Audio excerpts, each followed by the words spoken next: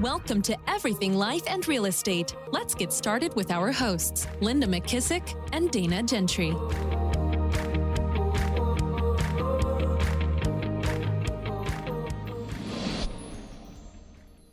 Hi, everyone. Welcome to Everything Life and Real Estate. I'm Linda McKissack. And I'm Dana Gentry. Hey, Dana. How are you? Are you ready for Christmas? Funny that you asked that. When we get done, I'll have to send you a picture of my bathtub. I have literally just been taking packages and throwing them in the bathtub, throwing them in the bathroom floor. Like it's literally overflowing. Okay. Are they wrapped or unwrapped? No, they're unwrapped. Like when they come from the store, like Amazon, I'm just throwing them all in the bathroom and in the bathtub. They're like completely overflowing. My cleaning lady yesterday came and she's like, I was getting ready to walk out the door and she was like, Dana, your bath. She's like pointing and I was like, just don't even clean in there. Like, don't even go in there. It's so bad. So I've got to because I'd been out of town and I was ordering stuff and shipping it here. Now that I'm back in Charleston, I just have to like go through everything. Cause now I'm like, you're probably do this too, but I'm like, I don't even remember what all I've ordered at this point. Oh. So I just. And inevitably the box will show up and Jimmy go, what's that? And I go, I don't know. I have no clue. I mean, do you know how many times I've clicked that Amazon button? I have no idea. Well, do you have somebody help you wrap? Because, I would hate all that wrapping. I like to wrap. My mom will help sometimes. But once I get in the zone, this is my last week of like work call, you know what I mean? Like calls and stuff, like work. And like, I'll still work, but I'm not like doing scheduled calls or Zooms after Friday. So I should have a few days to get wrapped and organized, but yeah. And if not, I'll be doing gift bags. Yeah, good backup plan. I like that. Nothing like a good backup plan. I know. Okay, so we decided we're gonna share. You and I have both been, going to so many things and learning so many things. So we're gonna kind of share today what we're learning. I've been to strategic coach. I'm working with Kendra Hall, who spoke at the CEO event, that wrote the book Stories That Stick. That, by the way, this is the best book. I have not read that book. Gosh. Well, and I told her this yesterday. I said, what I love about this, Kindra, is you give people so much action things that, I mean, I still wanted her to help me, but I would have been so much farther along just by reading her book. I told her, I said, when I write my new book, I want to make it like this. I want to make it where people can actually take stuff from it and do something with it. Because is it tactical? Like she gives tactical Very things? Tactical. Okay, I love that. I've read lots of books about stories. Like is that Donald Miller? Who is that? Yeah, how to build a story brand or whatever. Yeah. And I can read that stuff and I still don't know what to do. Yeah. But you read hers and you get so much clarity around her. So I was going to share a few points of some of the key things that I think have been cool that I've been learning with her. So one of the things is I'll kick off with her instead of strategic coach, but so if you heard her at CEO event, she is so smooth. She's such a great speaker. Yep. So smooth. She goes, okay, that was smooth, Kendra. Now you're going to get the mad scientist. And I'm like, uh-oh. And it's so cool because she like totally the reason I'm working with her is I want to put together a talk. Since I have been in 10X Easier and 2X book, I've been getting requests to come. Oh yeah, I'm sure. I want to tie that 10X in with our Made for More because they really kind of go together. So I wanted to work with her because I know on any given talk, you should start with a story and end with a story, right? But that's about all I know. So she really helps you. But she also kind of helped a little bit think about through the talk, because you kind of have to know what the talk is about to know which of your stories would fit for the opening and which ones fits for different things. So we kind of just spent a whole hour, actually more than an hour doing stuff like that. But the main thing that I realize is there is a structure to stories that people like better than others. In other words, like normally we just start at the beginning of a story, and really she says there's 3 phases. There is normal, explosion, and new normal. Oh, and you always start with the explosion. Oh, right. To grab their attention. Yeah, I guess. Yeah. For whatever reason, I don't really know the reasoning behind it, but that's what she says to do. Yeah.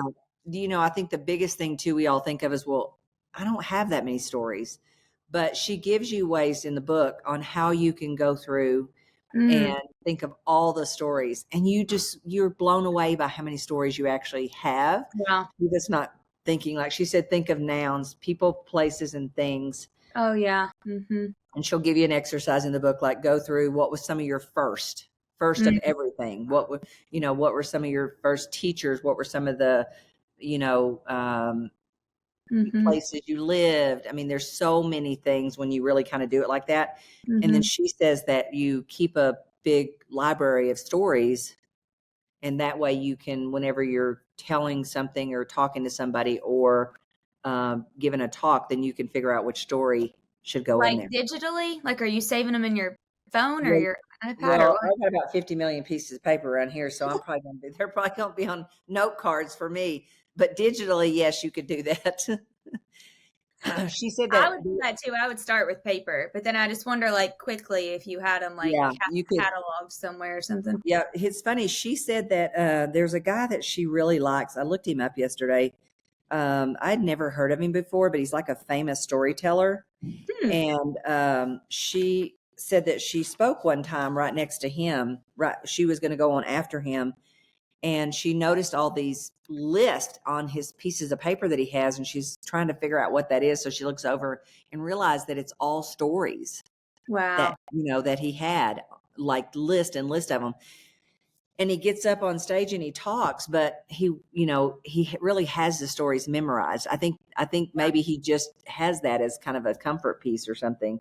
Yeah. But she said you want to keep all your stories, and then that way which ones would. And I can't wait to kind of figure out, kind of the theory behind how she's picking and choosing. Because right now I'm just telling the stories, and she's, helping me construct them, and she's helping me figure out which one would be the best one at the beginning and which one would fit other like categories or places of the talk and stuff like that. So it's really cool. But I'm going to tell you, no matter who you are, if you're a salesperson, if you're a leader, if you're a teacher, this book, everybody needs to have. This book I'll always have in the library. It's I've heard her twice in person, and for some reason. Second time. Well, no, the second time was the CEO summit. The first time I heard her was last year, the Virginias region.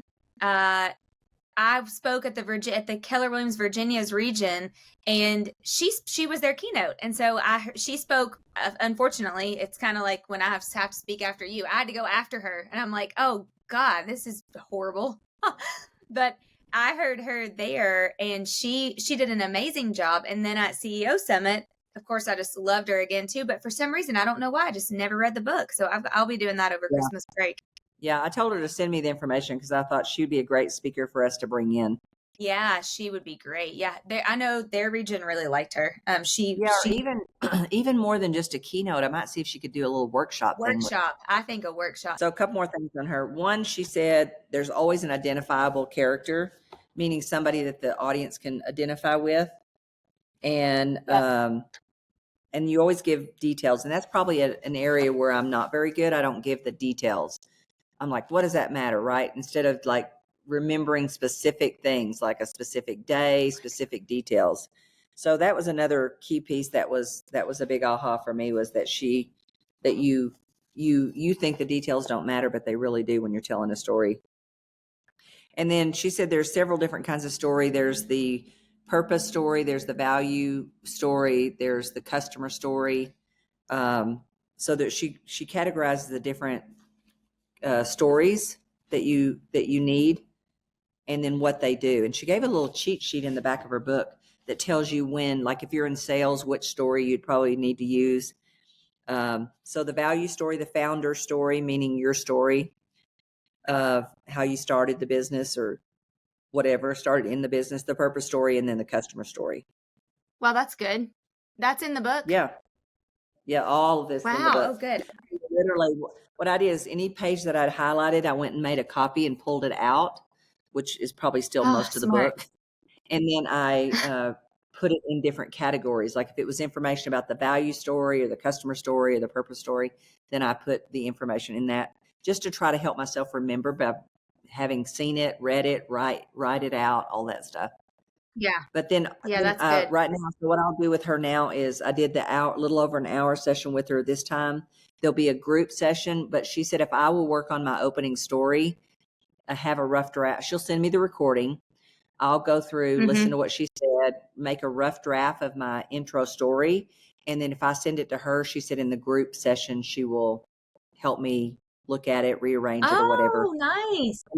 And then afterwards, if I want to, I can continue with her and she'll just keep refining all my stories that I'm working on, which I think is kind of cool. So I may do that. We'll see. I really like her though. She's very knowledgeable, and you see why her unique ability is definitely stories. Linda, do you have an idea of what you're going to do for your opening story yet? Is it like it's supposed to be a personal story or a professional story? I don't think it matters. It just has to, Okay. it has to kind of give them a hint of what your rest of your talk is about. Okay. So,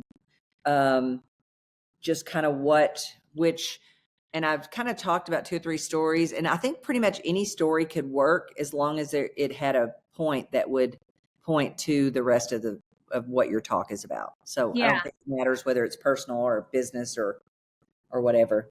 Oh, good. Okay. Yeah. And I gave myself a deadline. I'm going to do this talk at Adele's January the 22nd.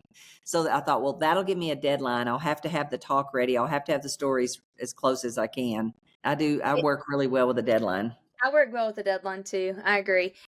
Yeah, I'm going to give a talk for Adele. That way I have a deadline.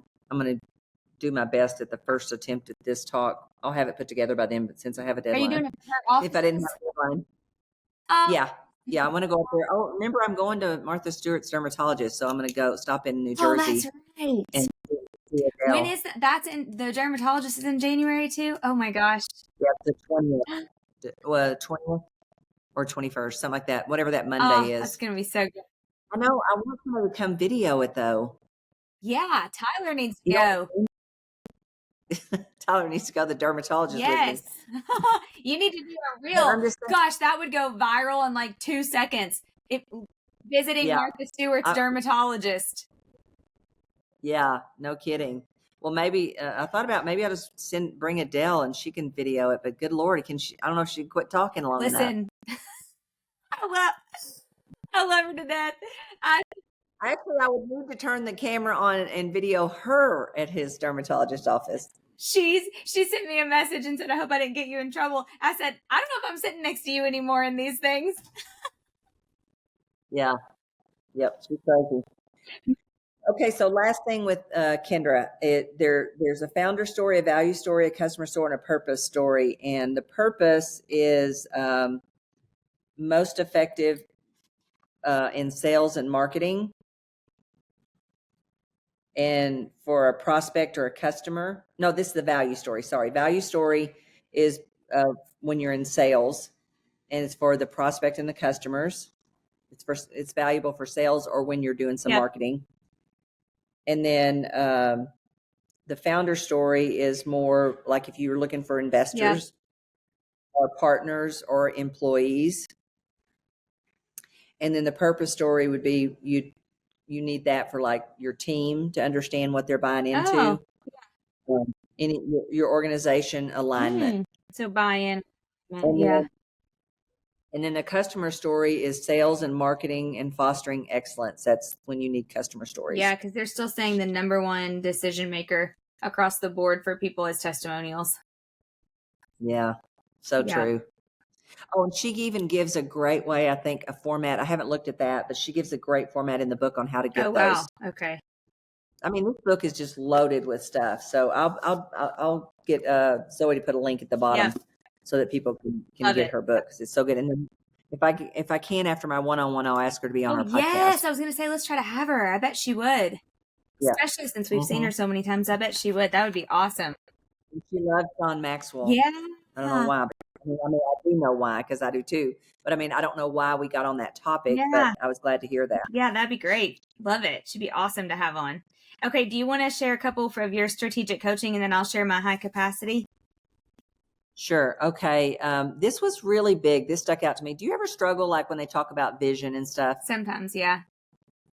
Honestly, it's like, especially if they want me to, hey, you got to create the vision. But I've never really worked like this. And then Dan said something that I thought, okay, this is why this is hard for me. He said capabilities before vision. And that's the way I do it. I'll get a capability and then I'll have a vision of what it needs to look like. Does that make sense? Where people have you sit down and go, write your vision. I'm like, my vision for what? I got to have the capability first. So that was so big for me. It was kind of one of those freeing moments where I'm like, oh, okay, that's why this is a struggle when we sit down and try to just do a vision. What I really need to do is work on the capabilities. And then one of the things he said about capabilities is the easiest way to gain a capability is to do. Yep. Just do. Keep trying and keep doing, and then you'll gain capabilities. Yeah, I love that. And then he asked this question: there is something you do that's indispensable. If you're not there, they would have to reconfigure the whole thing. Oh, wow. Okay. So I'm really going to have to think on that one. One of the things that, if I think about Gary Keller, I can see what do you think? What is his visionary? Visionary, but I think it's also more than that. I think it's like, teacher, writer, of the industry. Yeah. Right? Yeah, totally. And Dan's easy because he's the chief tool maker. Oh, 100%. Yeah, I sent 2 strategic coach tools to somebody today from the free website. I was like, you need to stop everything you're doing and use the impact filter and the one that that you give to somebody when you're like, what annoys you and stuff. You know what I'm talking about? Oh, the 4x4. Yeah, we worked on that. I was like, stop everything you're doing and don't do anything else until you go get those 2 tools. Yeah. Okay. And then the easiest way to gain a capability is to do, I said that. He said leading is where you see positive momentum and help it out. So on your team, because remember, his team is really very self-motivated and self-multiplying. So he says, as a leader, your job is to spot where there's momentum and then help boost that momentum. We go back, Linda. What was the thing that you said before we started talking about Gary and Dan, when you said there's something that you do that without you, what happened? Okay, there's something that you do that's indispensable. If you're not there, they would have to reconfigure the whole thing. Okay, that's a great question. I'm thinking, I'm gonna have to really think on that because I don't really know. I couldn't define that for myself. I can define it for Dan and Gary, who both have gotten super plugged into their unique abilities. Right. Okay. I can't remember why we were talking about this, but one of the things he said is people can't be defensive and creative at the same time. I don't know why we were talking about that. I can't remember exactly what the context was around it. Yeah. And then number 6, be a DOS detective. And that means you're always looking for your customers' danger, opportunities, and strengths. Which I kind of think I do that with people. I think that's one of the things I can do is I definitely can recognize opportunities. Yep. And I can recognize a few dangers. Yep. And then ask them about their strengths. So that one was good. Be a DOS detective. One thing he said, I think did we have a call this morning? Gosh, was it yesterday? I don't know. I had a 2-hour call with him yesterday, but one of the things that he said, what if you thought about your current business as R&D for another business? What would that other business be? I like that. And I thought, we kind of do that because I listen to what realtors struggle with and what entrepreneurs struggle with. And then that's some of the made for more stuff that we're coming up with. So I kind of think we do that. But to think of it more as an R&D company, I think I would put more emphasis on listening and learning more about what their issues are. Yeah, love that. Okay, so if you have not hit the subscribe button, please go ahead and do that now. And the greatest compliment you could pay Dana and I would be to pass this podcast along to anyone that you think that would benefit from these conversations. If you have a question, a challenge, or an opportunity you want us to discuss with you on the podcast, or a guest that you think would be great on our podcast, be sure and reach out to us at Everything Life and Real Estate. And Dana, I guess I'll see you after the holidays. Sounds good. See you then. Merry Christmas. Be sure to subscribe for more business strategies and tactics to inspire you to live an abundant real estate life. Don't forget to rate and review so we can bring you the best content. Find this and other valuable information at everythinglifeandrealestate.com.